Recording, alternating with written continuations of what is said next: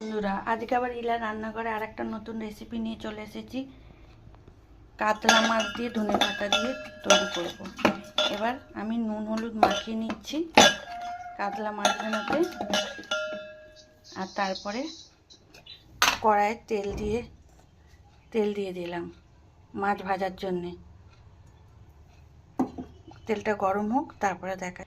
এবার আমি কিছু মশলা করে নিচ্ছি। সর্ষে, পোস্ত,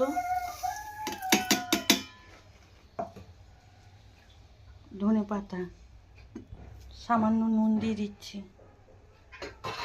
কাঁচা লঙ্কা। এবার পেস্ট করে নিচ্ছি। তেল গরম হয়ে গেছে, এবার মাছ দিয়ে দিলাম।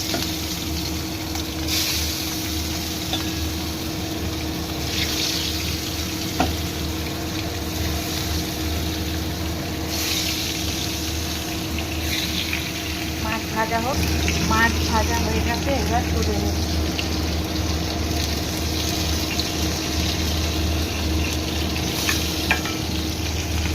মাছ ভেজে তুলে নিয়েছি। ওই তেলে কালো জিরে ফোড়ন দিলাম। এবার মশলা করা হয়ে গেছে, মশলায় ঢেলে দিচ্ছি। একটুখানি ভালো করে কষা হচ্ছে, ওর মধ্যে নুন দিয়ে দেবো।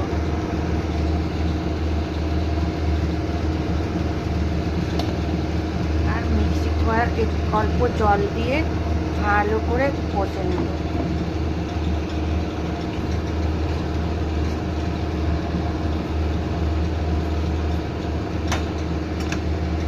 ঝোল ফুটে গেছে, এবার মাছগুলো দিয়ে দেবো।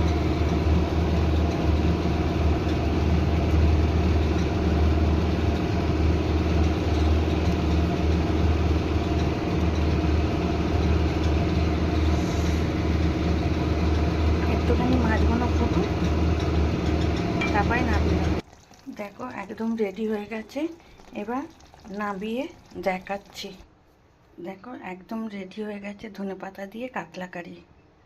তোমরাও করে খেও। ভালো লাগলে লাইক, কমেন্ট, শেয়ার করে দিও।